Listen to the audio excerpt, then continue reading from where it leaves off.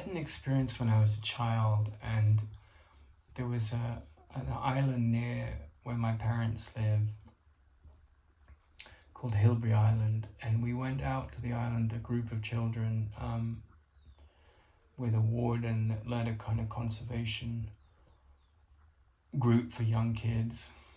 And I remember being so passionate about the natural world at the time, and I knew a lot about whales and dolphins and otters and all these things. And I go out, and this island is a unique feature in that it's some at low tide. It's not surrounded by water. It just has water on one side, and it's some hundreds of meters off. It's in the Dee estuary, and then at high tide, it's surrounded by water, and it's a proper island. But we went out there, and there was what looked like a spouting whale, and I was like, "That's a whale! That's a whale!" And it caused an enormous amount of excitement. And then I realized that I was wrong. It was just a rock that looked like a whale, and I was very disappointed. But I have a sort of sense that people that are drawn to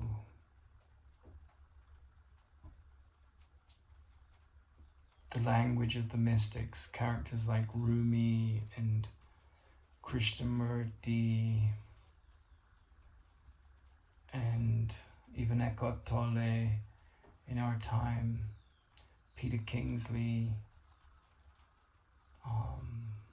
Hafiz, Julian of Norwich. There's so many, but people that have had a deep, profound, mystical experience of life,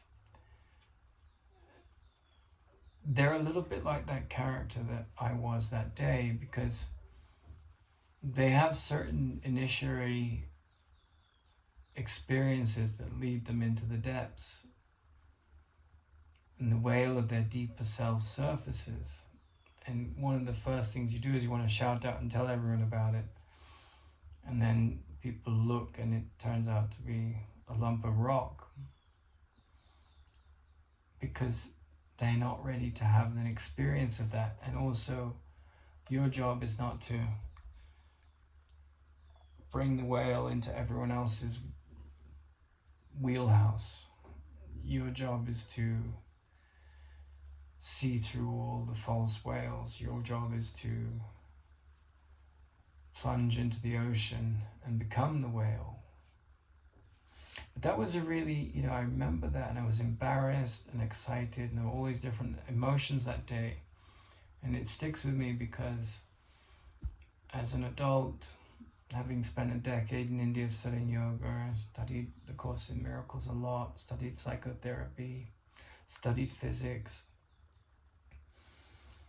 you can kind of see like how perhaps the masses of humanity aren't necessarily going to have these deeper experiences, and that even talking about it, you can be seen as an embarrassment. You can be, what the hell is he going on about,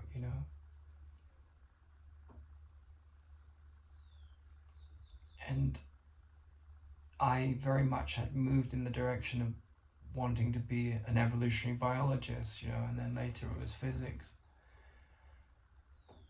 But there was something in me that was clamoring. I remember my first wife waking up one day and writing, in her journal, "I wish you could just wake up one day and know who you are in terms of the world," right? And of course, that day comes for all of us. We have to be a cleaner in a factory, or we have to be, even Paris Hilton, born to millions, but she's a professional partier and philanthropist. Everyone has to find something to do with their time that they derive some meaning from, or money, right? And that process of what they call it in psychotherapy or psychology, self-actualization, can happen at a very limited level.